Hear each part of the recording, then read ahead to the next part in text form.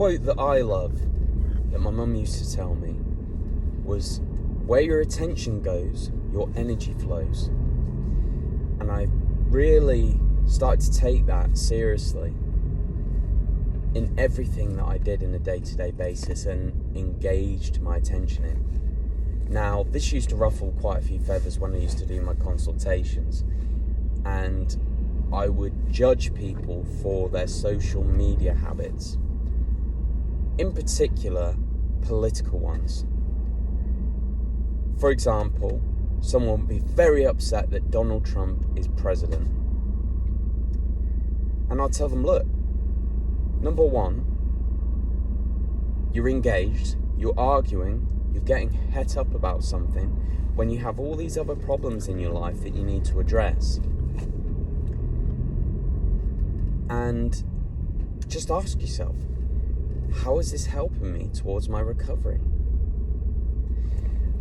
I used to, when I went through the stage of starting to analyse everything I put my attention into, and I started journaling and seeing what was going on in my mind on a day-to-day basis, I realised that when I had subjects I was passionate about and had arguments online, these arguments wouldn't just be the duration that I was having them. They would live in my head rent-free for quite some time, unconsciously knowing this. And I was absolutely amazed how often I would engage in arguments that hadn't happened yet in my own head. And I wasn't really conscious of it. And when I started realising this, that all this energy that was circulating in my body over these subjects or online, is I was engaged, so I wasn't healing, and this energy was just going nowhere. It was into absolute nothingness, and I hadn't achieved anything. For example, someone that was very upset about Donald Trump being president, what did they achieve? If they're honest with themselves, they've argued with complete strangers, and they've actually achieved nothing.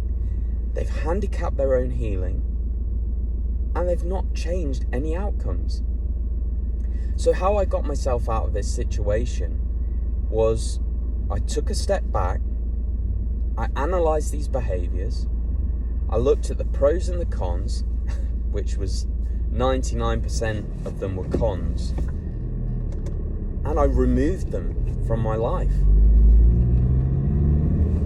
And sometimes they would creep back, and I felt this need to be informed about situations and couldn't bury my head in the sand. But again, I would analyse the pros and the cons, and it would always be cons. I've not achieved anything. Now, if you're passionate about a certain subject, you need to really analyse the pros and the cons, and the cons will outweigh the pros absolutely every time, especially when you're dealing with a chronic illness. But take a step back, prioritise yourself, your healing and your recovery. And if you're still passionate about it, when you're healed, you have all the energy you need to do everything you want, pursue something in a meaningful way that actually changes something. But when you are recovering, really be honest with yourself. Is this helping me towards recovery? And for me, that answer was no every time.